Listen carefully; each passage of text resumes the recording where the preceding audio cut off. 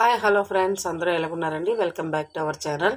ఈరోజు మన ఛానల్లో సంక్రాంతి పండగకి స్వీట్గా కారకారంగా మిక్సర్ చేయబోతున్నాం. కట్టామిట్టా మిక్సర్ అండి. ముందుగా స్టవ్ ఆన్ చేసి కళాయి పెట్టుకొని 1 లీటర్ వరకు ఆయిల్ వేసుకున్నాను. ఆయిల్ హీట్ అయిన తర్వాత ఇలాగ జల్లెడలా పెట్టుకొని ఇందులోనే 1 కప్పు వరకు వేపిన పప్పు వేసుకున్నానండి. ఈ పుట్నాల పప్పుని బాగా కలర్ మారినంత వరకు ఇలా గరిటతో కలుపుతూ నూనెలోకి ముంచుతూ బాగా వేయించుకోవాలి. మరి నూనెలోకి వదిలేస్తే బేగా మాడిపోతుందండి. ఇలా జల్లెడలో వేసుకుంటే మనకి ఈవెన్గా బాగా ఫ్రై అవుతుంది. ఇలా కలుపుకుంటూ ఇది చూడండి, ఇప్పుడు కలర్ మారింది కదా. ఈ పప్పుని మనం తీసేసుకోవచ్చు. వీటికి ముందుగా నేను పల్లీలు కూడా వేయించుకున్నాను 1 కప్పు వరకు.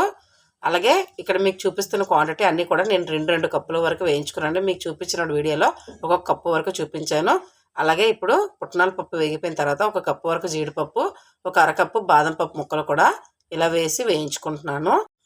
స్టవ్ ఫ్లేమ్ అనేది మరీ హైలో పెట్టుకోకూడదండి. మీడియం టు హైలో పెట్టుకొని ఇలాగా కొద్దిగా వేసుకొని వేయించుకోవాలి. ఇలాగ ఆయిల్లో వేయించుకోవడం వల్ల అన్నీ ఈవెన్గా మంచి బ్రౌన్ కలర్లో వేగుతాయి. మరీ హైలో పెట్టుకుని ఉంటే కొన్ని వేగుతాయి, కొన్ని వేగవు కదండి, పచ్చిగా ఉంటాయి. అలాగే ఇప్పుడు జీడిపప్పు బాదం పప్పు కూడా వేగిపోయింది. ఇప్పుడు అది కూడా ఒక గిన్నెలోకి వేసుకున్నాను. ఇప్పుడు ఇందులోనే 1 కప్పు వరకు కిస్మిస్ కూడా వేసుకున్నానండి. మనం మిక్సీలో తినేటప్పుడు మనకి కిస్మిస్ తగులుతూ ఉంటే టేస్ట్ చాలా బాగుంటుంది. బాల్స్ లాగా వేయించుకోవాలి. ఇప్పుడు కలర్ మారినాయి కదా, అవి కూడా తీసుకొని ఇప్పుడు ఇందులోనే 1 స్పూన్ వరకు కొబ్బరి ముక్కల్ని నేను పలచగా ముక్కల్లాగా కోసుకున్నానండి. వీటిని కూడా బ్రౌన్గా వేయించుకోవాలి. ఇప్పుడు కొబ్బరి ముక్కలు కూడా వేగిపోయినాయి కదా. ఇప్పుడు ఇందులోనే 1 కప్పు వరకు కార్న్స్ వేసుకున్నాను. కార్న్స్ని కూడా బాగా ఫ్రై చేసుకోవాలి.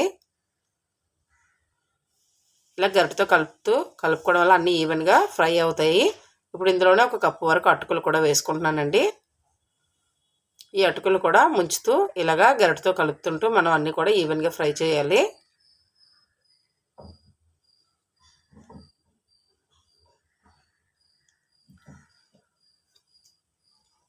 ఇప్పుడు అటుకులు కూడా వేగిపోయినాయి కదా, అటుకులు కూడా గిన్నెలో వేసుకోవాలి.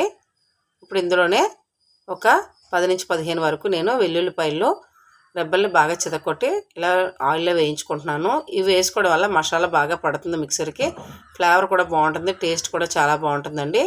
ఇలా బ్రౌన్ కలర్ వచ్చినంత వరకు వేయించాలి.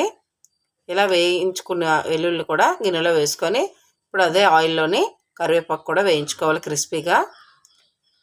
ఇలా చూపిస్తున్న విధంగా వేయించుకోవాలండి. మరి ఆయిల్లో పెట్టేసినా కూడా కలర్ బాగా మారిపోతుంది. ఇప్పుడు కరివేపాకు కూడా అదే గిన్నెలో వేసుకోవాలి. ఇప్పుడు నేను మీకు చూపించాను కదండి, అన్నీ 2 కప్పులు ఇలా వేయించుకొని అన్నీ రెడీ చేసి పెట్టుకున్నాను. ఈ మిక్సర్ అన్నీ వేయించుకున్న మీదనే వేడిగా ఉండేటప్పుడే అందులోనే ఉప్పు కారం కలుపుకోవాలి. ఇక్కడ నేను 2 స్పూన్ల వరకు కారం వేసుకున్నాను. ఇప్పుడు ఇందులోనే 1 స్పూన్ వరకు జీలకర్ర పొడి, వేయించి పొడి చేసుకుని జీలకర్ర పొడి అండి, అది 1 స్పూన్ వరకు వేసుకున్నాను.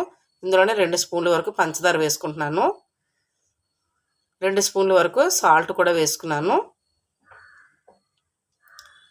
ఇక్కడ నేను 2 కప్పులు తీసుకున్నాను కదండి క్వాంటిటీ. నాకు ఇక్కడ 1.5 కేజీ మిక్సర్ వరకు వచ్చింది.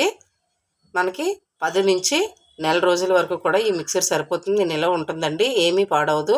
ఇక్కడ టేస్ట్కి సరిపడగా నేను 2 స్పూన్లు ఉప్పు కూడా వేసుకున్నాను. ఇలా వేడిగా ఉన్నప్పుడే కలుపుకోవడం వల్ల ఉప్పు కారం మిక్సర్ బాగా పడుతుందండి. ఇప్పుడు ఈ మిక్సర్ని కింద నుంచి మీద వరకు ఈవెన్గా కలిసేటట్టుగా బాగా ఇలా కలుపుకోవాలి. లేదంటే మీకు పెద్ద పాత్ర ఏదైనా ఉంటే బేసన్లో కానీ పళ్ళెంలో కూడా వేసి చేతితో బాగా కలుపుకోవచ్చు. ఇక్కడ నాకు ఇందులోనే నేను తీసుకునే పాత్రలోనే ఈవెన్గా మిక్స్ అయిపోయింది. ఇలా కలుపుకోవడం వల్ల మసాలా అంతా బాగా పడుతుంది. ఇప్పుడు నాకు మిక్సర్ ఇక్కడ రెడీ అయిపోయింది చూడండి. ఒక బౌల్లో తీసుకున్నాను. చూడటానికి చాలా కలర్ఫుల్గా ఉంది, స్వీట్ షాప్లో తీసుకున్నట్టుగా ఉంది కదండి. టేస్ట్ కూడా చాలా బాగా వచ్చింది. మీరు ట్రై చేయండి. ట్రై చేసి ఎలాగొచ్చిందో నాకు కామెంట్ బాక్స్లో చెప్పండి ఫ్రెండ్స్. నచ్చిందా మీకు? షేర్ చేయండి, లైక్ చేయండి, సబ్స్క్రైబ్ చేయండి. మీ ఫ్రెండ్స్ అండ్ రిలేటివ్ కూడా షేర్ చేయండి. నచ్చింది కదా, లైక్ చేయండి. Thank you for watching.